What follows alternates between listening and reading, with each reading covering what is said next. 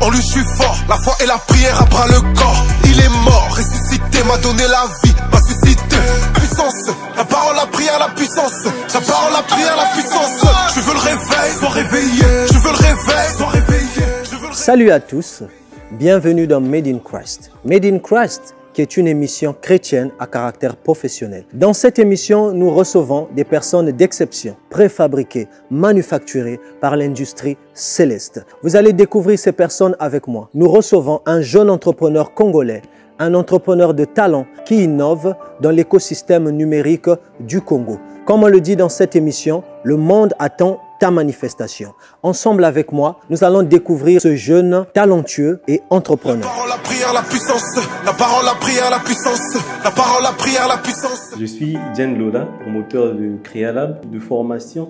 Donc, formation universitaire, j'ai fait génie industriel, mais juste après, je me suis converti donc dans les métiers du digital. Donc, c'est même le fruit donc de ce projet ou disons de cette entreprise-là. Juste après, donc j'ai suivi une formation en développement web, web design. Actuellement, j'occupe donc la fonction de promoteur donc de Créalab. D'où vous est venu le déclic pour savoir que c'est dans le domaine du digital que vous devriez trouver votre épanouissement? Premièrement, ce sont les défis communautaires, notamment la précarité de l'emploi, le chômage. Donc, je pensais réellement faire des nouvelles technologies, mon cheval de bataille, pour pouvoir aussi créer de l'emploi comme objectif à moyen terme. Les quelques emplois qu'on a déjà créés pour nous, c'est déjà quelque chose. Donc, c'est un peu ça qui m'a poussé donc, à me lancer donc, sur l'idée d'entreprise dans le digital. La parole, la prière, la puissance. La parole, la prière, la puissance. La parole, la prière, la puissance. Comment est-ce que vous arrivez à faire la jonction entre votre proactivité et la vie chrétienne et en quoi la vie avec le Seigneur impacte dans votre domaine professionnel? Je crois que le travail même, dans son essence, est une institution de Dieu. C'est Exactement. Dieu qui a voulu que l'on puisse travailler. Depuis le jardin d'Éden. Voilà. Et donc, je suis chrétien, je crois en Jésus-Christ. Et donc, j'ai des valeurs chrétiennes. Ce sont d'ailleurs ces mêmes valeurs qui m'accompagnent tous les jours. Donc, déjà, en tant qu'entrepreneur, on fait face à plusieurs défis. Disons, le stress et tout. Des fois, des mauvaises propositions, des mauvaises décisions. D'ailleurs, il y a un passage qui dit que le précieux trésor de l'homme, c'est l'activité. Aussi, en proverbe, aussi Salomon, pour l'instruction du peuple de Dieu, il avait dit, veux-tu poursuivre du regard ce qui va disparaître? Parce que la richesse, comme l'aigle, prend son envol. Donc, ça m'a permis aussi de cadrer ma manière de travailler, ma manière de vouloir gagner. Parce que très souvent, il y a des jeunes qui se lancent dans l'entrepreneuriat pour vouloir s'enrichir rapidement.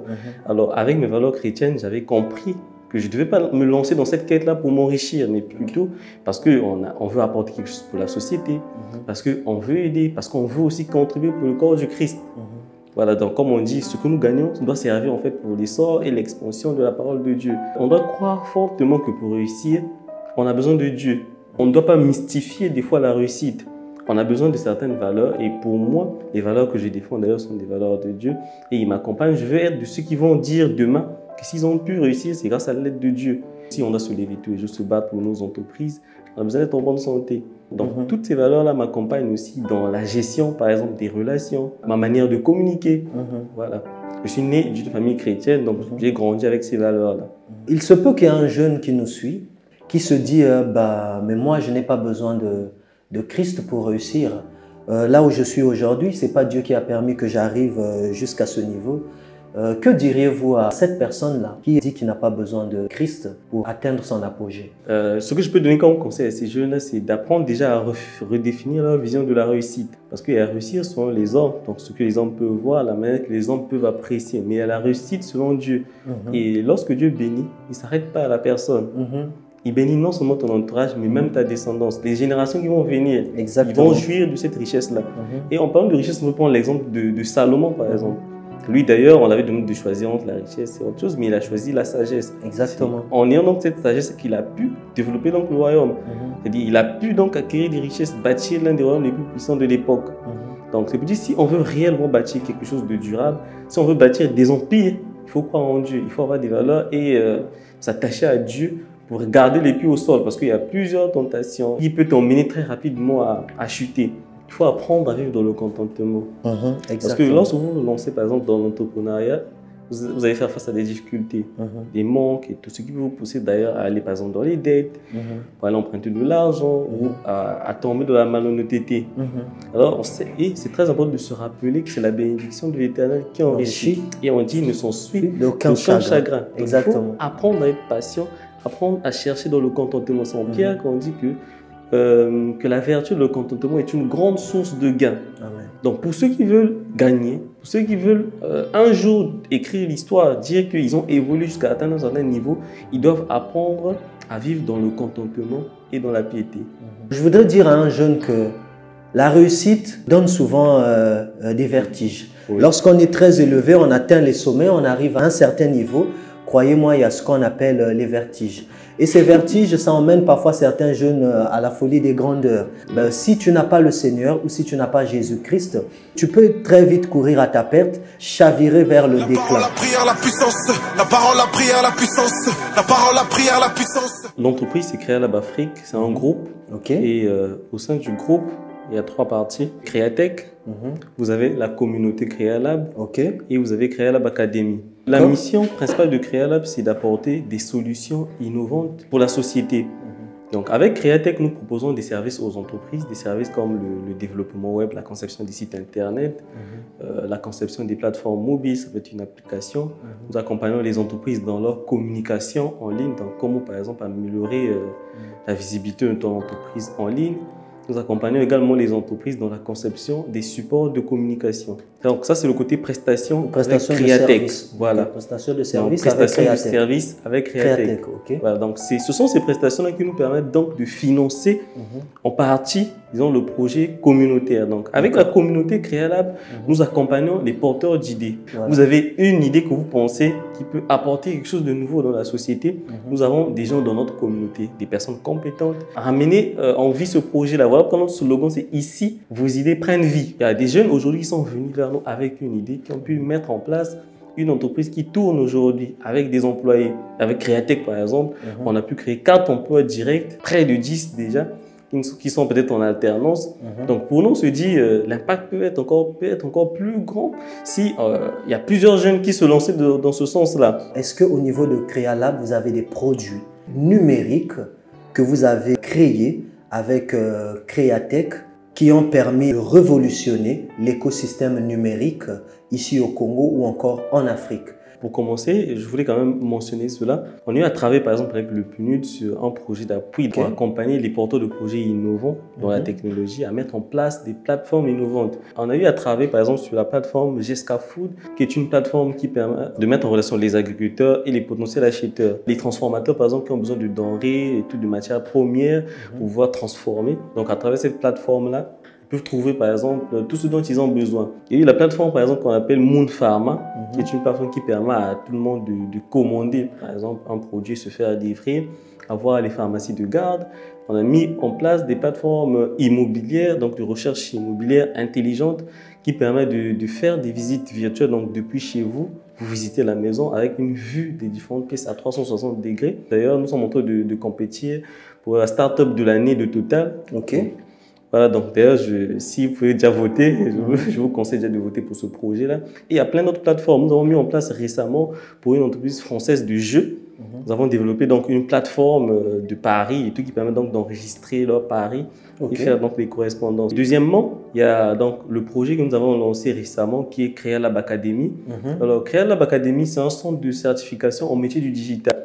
Donc, pour tous ceux qui veulent se lancer aussi dans le digital, donc ils peuvent se certifier en marketing digital, en développement web, en conception du site internet, en e-commerce et plein d'autres métiers. Et récemment, nous avons signé donc un partenariat avec une entreprise qu'on appelle Casey West, donc qui a une franchise qui nous permet aujourd'hui d'amener donc l'expertise indienne au Congo. Ceux qui souhaitent se former dans les métiers de pointe de la technologie comme l'intelligence artificielle par exemple, les machine learning, le cloud, le développement des logiciels et l'administration réseau, ils peuvent désormais se former à Créalab Academy avec des experts indiens et congolais. Et il y a aussi des certificats reconnus à l'échelle internationale avec Créalab Academy. Il y a donc la communauté d'ailleurs qui est ouverte pour tous ceux qui aspirent donc à se lancer dans le digital, ceux qui veulent apporter leur pierre à l'édifice dans le développement des solutions technologiques. C'est à ça que sert notre communauté, ceux qui ont des idées, ceux qui ont des projets, ceux qui veulent aussi partager leurs connaissances avec le public monténégrin ou disons du Congo.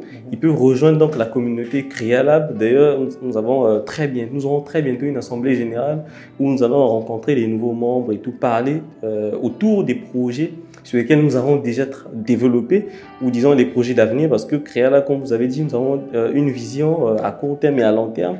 Le but, c'est surtout de casser donc la fracture numérique et sensibiliser au maximum les gens face au métier du digital et aux transformations qui vont venir. Monsieur Diène Lola, comment est-ce que vous trouvez l'écosystème entrepreneurial au Congo? Il se peut qu'il y ait un jeune qui nous suit, qui aimerait aussi se lancer dans l'entrepreneuriat. Que diriez-vous? Alors, le conseil que je peux prodiguer aux jeunes ou disons à tous ceux qui veulent se lancer dans l'entrepreneuriat, c'est surtout d'abord de bien s'informer concernant l'entrepreneuriat. S'informer, se former et apprendre, apporter quelque chose, une solution particulière. Parce qu'il y a des gens qui se lancent dans l'entrepreneuriat par effet de mode, parce qu'il le faut. Et dès qu'ils seront confrontés à des difficultés, ils vont ensuite relâcher. Et le but, ce n'est pas de s'accrocher en tant qu'entrepreneur, parce que le but, c'est d'apporter des solutions et de vivre parce que c'est ton travail. L'entrepreneuriat souvent aboutit à l'enrichissement personnel. Il y a une pensée de la rue qui raconte souvent que l'enrichissement n'est pas de Dieu. Cette rumeur est souvent nourrie par le verset biblique que Jésus disait, je paraphrase, qu'il est facile à un chameau de passer au travers d'un trou fait par une aiguille que d'un riche d'entrer dans le royaume des cieux. Que diriez-vous à ces personnes qui continuent de penser cela? Ce même Jésus, déjà, il dit en Jean 10 que moi je suis venu afin que mes brebis aient la vie et qu'elles soient dans l'abondance. Mais en Corinthiens aussi, l'apôtre Paul dit le souhait de Dieu, c'est que nous ayons en abondance, mais aussi pour toute bonne œuvre. Donc ça veut dire que Dieu, il permet à ce que nous puissions devenir riches aussi. Ce n'est pas un secret. Aujourd'hui, vous allez voir des personnes entreprenantes qui sont chrétiens, qui sont riches. Et à travers leur richesse, aussi, ça a aidé des personnes, aider par exemple les villages, toutes les bonnes œuvres que nous pouvons accomplir. C'est ça le but de la richesse. Il y a des exemples dans la Bible, des exemples concrets des personnes qui ont travaillé avec Dieu, qui sont devenus riches. Joseph par exemple, Salomon qui était riche, déjà il avait beaucoup de richesses, et pourtant c'était un homme qui était agréable devant Dieu.